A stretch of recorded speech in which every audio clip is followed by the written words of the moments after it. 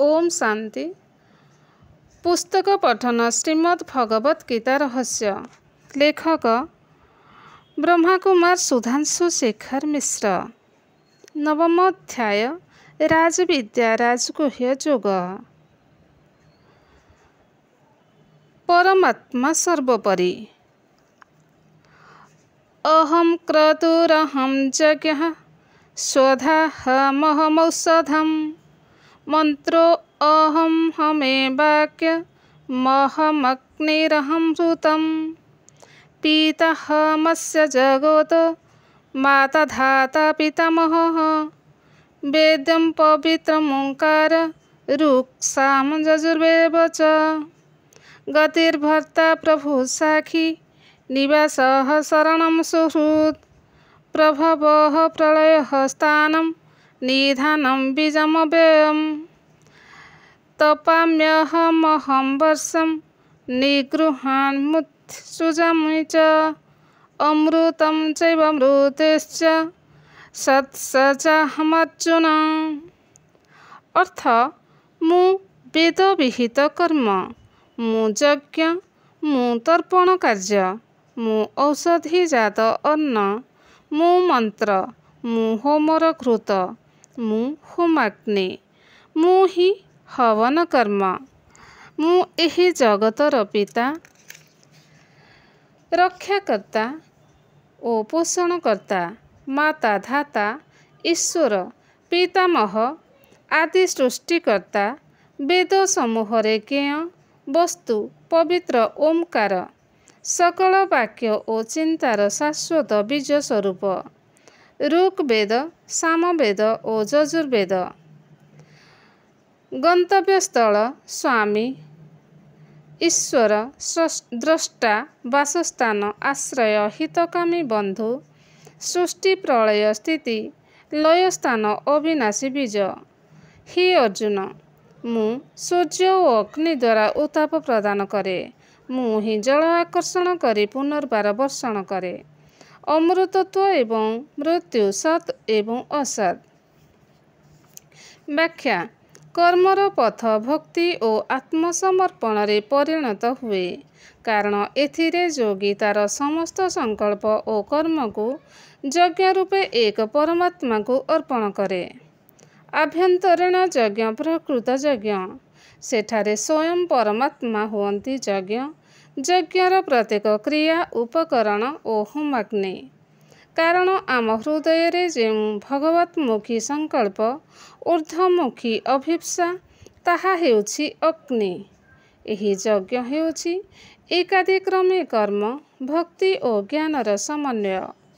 परमात्मा हेउछन्ति सर्वात्माक पिता समस्तଙ୍କ ईश्वर धाता आदिदेव प्रजापिता ब्रह्माଙ୍କ पिता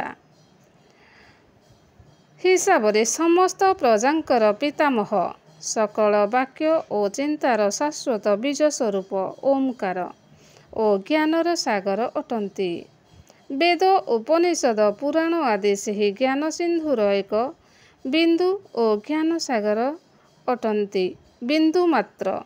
जो व्यक्ति परमात्मा को एहीपरि भावरे जानी तांको नित्य निरंतर श्रद्धार सहित स्मरण करे, ताहार समस्त जीवन कर्म को एक महान आत्मा निवेदन रे शाश्वत पुरुष परमात्मा को अर्पण करे।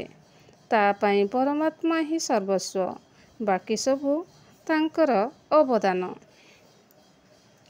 ज्ञानी जोगी पाई परमात्मा हेउछन्ति सबु किछि।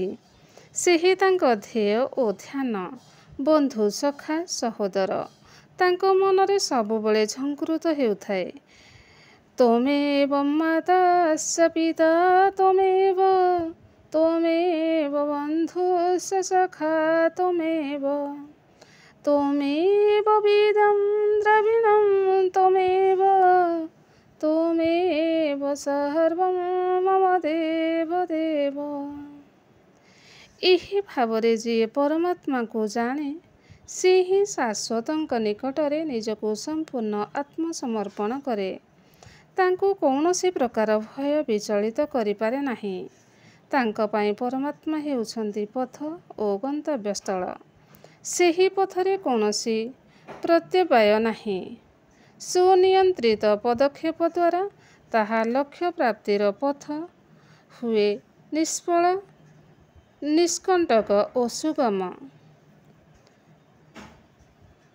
ସକାମୀ ମଣିଷ ତାର ବିଭିନ୍ନ କାମନାର ପୂର୍ତ୍ତି ପାଇଁ ଯଜ୍ଞ କରେ ଓ ପ୍ରକୃତିର ବିଭିନ୍ନ ତତ୍ତ୍ୱଠାରୁ ଚମତ୍କାରୀ ଶକ୍ତି ପ୍ରାପ୍ତି ପାଇଁ କଠୋର ତପସ୍ୟା କରେ। କେହି କେହି ସୂର୍ଯ୍ୟଙ୍କୁ ପ୍ରସନ୍ନ କରିବା ପାଇଁ କଠୋର ରୌଦ୍ର ତାପରେ ବସି ତାଙ୍କୁ ପ୍ରାର୍ଥନା କରନ୍ତି। ଅନ୍ୟ କେହି ନିଜ ଚାରିପଟେ ନିଆଁ ଜାଳି ସାଧନା କରନ୍ତି। କେତେକେଙ୍କୁ ତାଙ୍କର ତପନିଷ୍ଠାର ଫଳସ୍ୱରୂପ କିଛି କିଛି ଅଲୌକିକ ଶକ୍ତି ପ୍ରାପ୍ତ ହୋଇଥାଏ।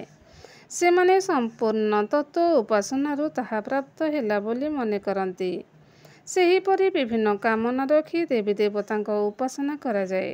ସଂଯୋଗବଶତଃ ବା ତାଙ୍କ ଦୃଢ଼ ନିଷ୍ଠାର ପରିଣାମ ସ୍ୱରୂପ ଅଥବା ପୂର୍ବଜନ୍ମର ପ୍ରାରବ୍ଧ କର୍ମଫଳ ହେତୁ ଯେଉଁମାନଙ୍କ ମନୋକାମନା ପୂରଣ ହୋଇଯାଏ, ତାହାକୁ ସେମାନେ ସେହି ଦେବୀ ଦେବତାଙ୍କ ଆଶୀର୍ବାଦରୁ ହେଲା ବୋଲି ମନେ କରନ୍ତି। ଏହିପରି ଆଶୁଫଳ ପ୍ରାପ୍ତି ପାଇଁ ବା ନିଜ ମଧ୍ୟରେ ଥିବା ଭୋଗ ଲାଳସା ପୂର୍ତ୍ତି ପାଇଁ ମଣିଷ ପରମାତ୍ମାକୁ ଭୁଲି କର୍ମକାଣ୍ଡୀୟ ରୀତିରେ ଦେବ ଉପାସନାରେ ପ୍ରବୃତ୍ତ ହୁଏ। କିନ୍ତୁ ଏହାଦ୍ୱାରା ମଣିଷ ଅନେକ ସମୟରେ ବିପଥଗାମୀ ହୋଇଯାଏ ଓ ବିକର୍ମ ଜନିତ ସଂସ୍କାର ତାର ଆତ୍ମାରେ ଜମା ହୋଇ ବୃଦ୍ଧି ପାଉଥାଏ। ଏହା ହିଁ ଧର୍ମଗ୍ଲାନିର ମୂଳ କାରଣ। ତେଣୁ ସର୍ବଶ୍ରେଷ୍ଠ ଓ ସର୍ବଶକ୍ତିମାନ ପରମାତ୍ମାଙ୍କ ସହିତ ସର୍ବସମ୍ବନ୍ଧ ଯୋଡ଼ି ତାଙ୍କ ସହିତ ବୁଦ୍ଧିକୁ ଯୁକ୍ତ କଲେ ସମସ୍ତ ପାପ ବିନଷ୍ଟ ହେବ। କ୍ରମଶଃ ଓମ୍ ଶାନ୍ତି।